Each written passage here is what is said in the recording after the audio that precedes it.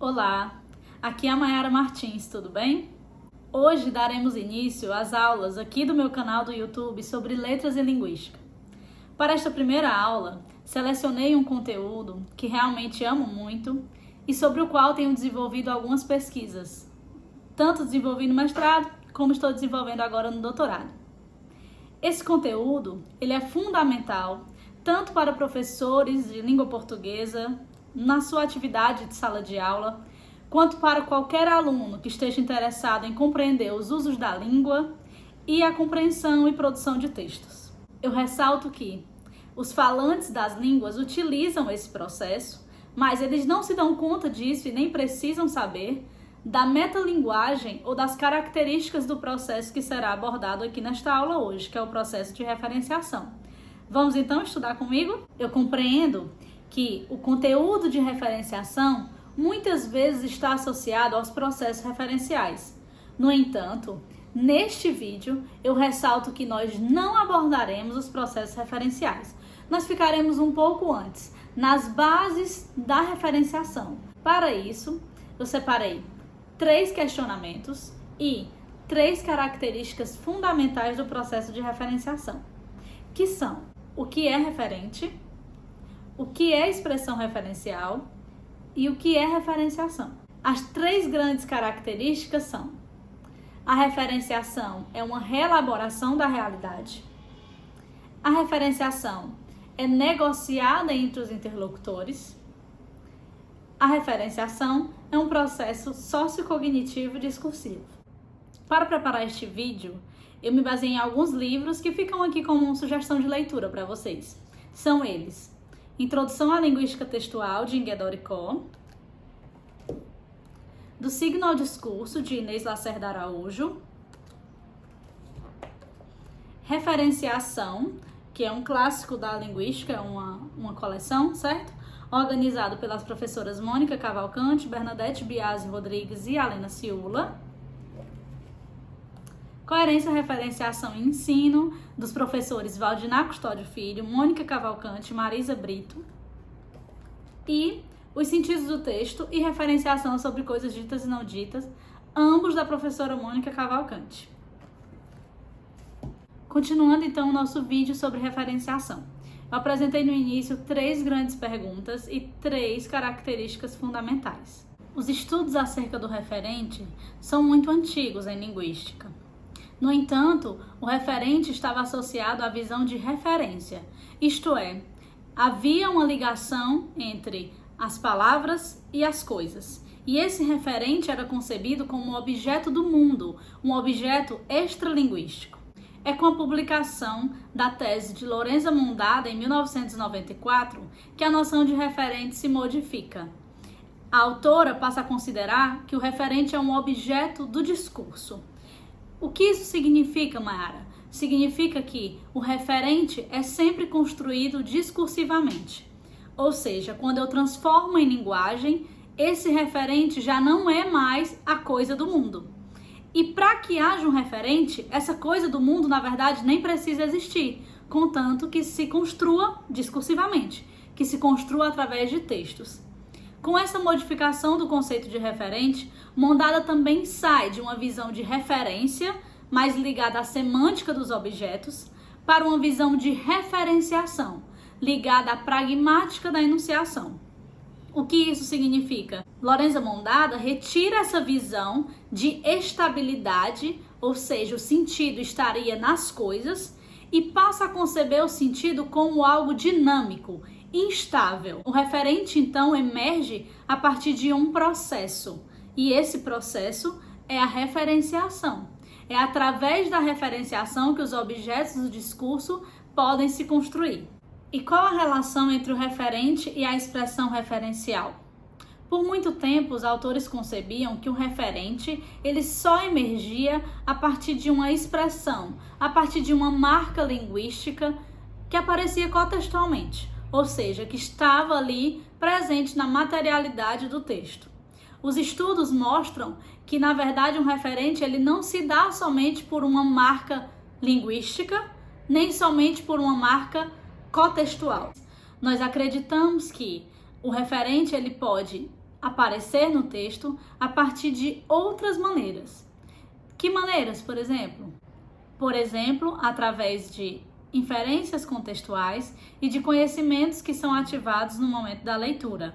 Estudos como os de Halliday e Hassan atentavam muito para essa marcação, para essa expressão referencial. Por isso, esses estudos estavam muito mais ligados ao status informacional, ao invés da relação entre esses referentes em formas de redes referenciais, que emergem todos ao mesmo tempo no momento do texto. O referente é algo sobre o que eu falo no meu texto. Em qualquer texto, eu não tenho somente um referente, e esse referente não necessariamente vem expresso através de expressões referenciais que muitas vezes são sintagmas nominais.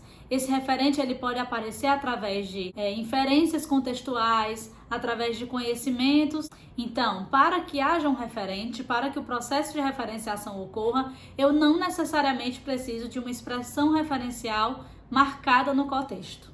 Lançando mão, então, desses conceitos que já foram vistos aqui, a referência, a referenciação e a expressão referencial, nós podemos passar agora a falar das características do processo de referenciação.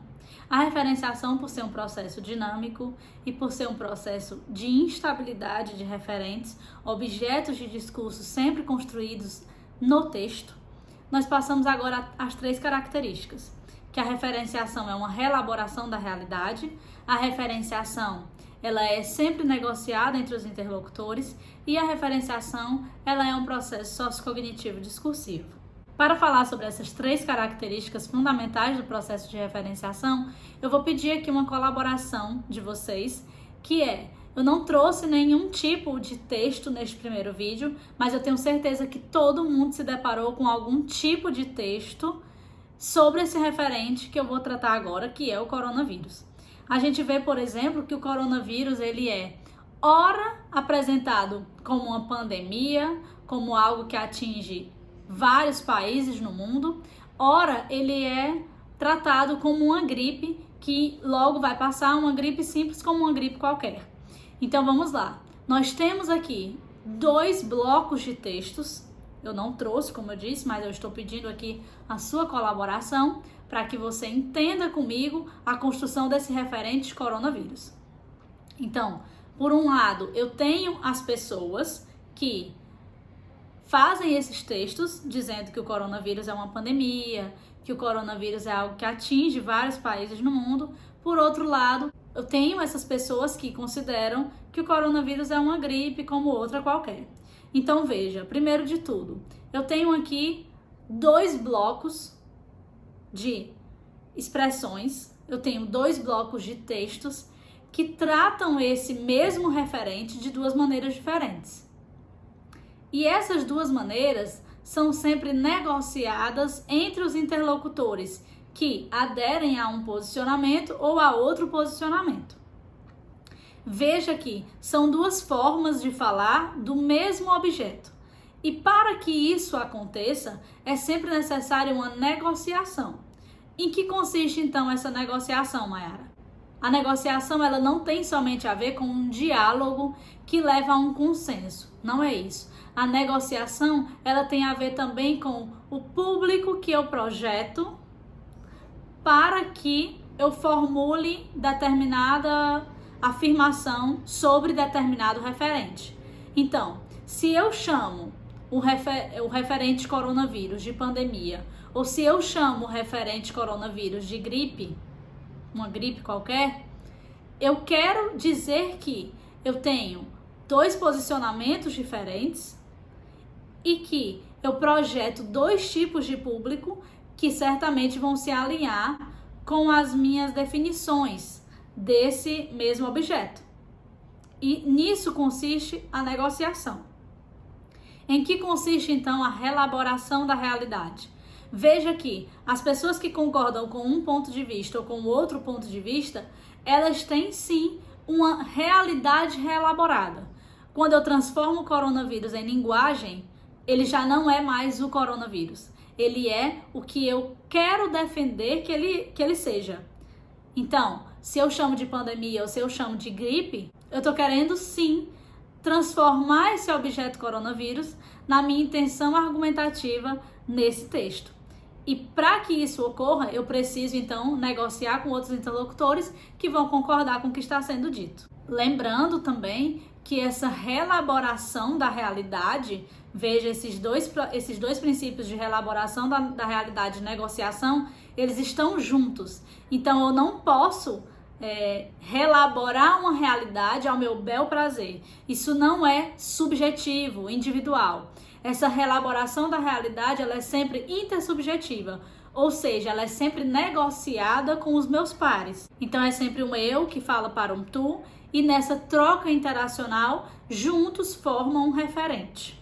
Veja então que, ligada a essa reelaboração da realidade e a essa negociação entre os interlocutores, está o fator sociocognitivo discursivo da interação.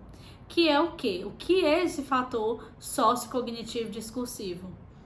Significa que esses interlocutores, esses atores sociais, estão inseridos dentro de situações.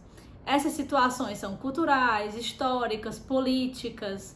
Então, tudo isso, todos esses fatores, influenciam na construção referencial para esses interlocutores. Então, veja aqui, alguém que considera que o coronavírus é uma pandemia tem visões de mundo, experiências, crenças diferentes desta outra pessoa que considera o coronavírus como uma gripe qualquer. Então, veja que ser sociocognitivo discursivo é ser contextual. Dependendo do contexto, dependendo do interlocutor, dependendo do leitor, dependendo das pessoas, dos actantes envolvidos nessa interação, o referente será recategorizado de uma forma diferente.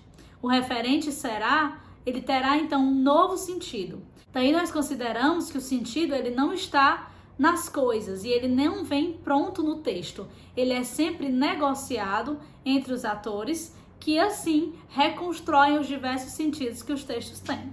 Lembrando que essa separação das 3 características fundamentais da referenciação é uma divisão didática. Todas acontecem ao mesmo tempo na leitura e na produção de qualquer tipo de texto. Vou finalizar então esse vídeo com um trecho de Cavalcante, Custódio Filho e Brito, Coerência, Referenciação e Ensino, em que os autores fecham bem, relacionam bem essas 3 características fundamentais do processo de referenciação. Os autores dizem o seguinte: eles definem a referenciação como uma construção sociocognitivo-discursiva de objetos de discurso reveladores de versões da realidade e estabelecidos mediante processos de negociação. Então veja como essa definição, presente em Cavalcante, Custódio Filho e Brito, resume bem essa relação entre realidade, negociação e sociocognição. Então, finalizando este vídeo, nosso primeiro vídeo aqui no canal, eu peço então as suas sugestões sobre temas futuros. Peço que você coloque aqui nos comentários as suas dúvidas sobre esse conteúdo. Realmente o objetivo deste vídeo era apresentar as características fundamentais e os conceitos básicos da referenciação. E eu deixo então aqui os comentários abertos para que vocês sugiram novos temas, coloquem as suas dúvidas, interajam comigo, que é a minha relação com vocês que vai fazer com que esse canal dê certo. Então, se inscreve nesse canal, deixe o seu like, comente, coloque suas dúvidas, me faça sugestões e ative o sininho para que você acompanhe os meus próximos vídeos. Te vejo então na próxima quarta. Um abraço!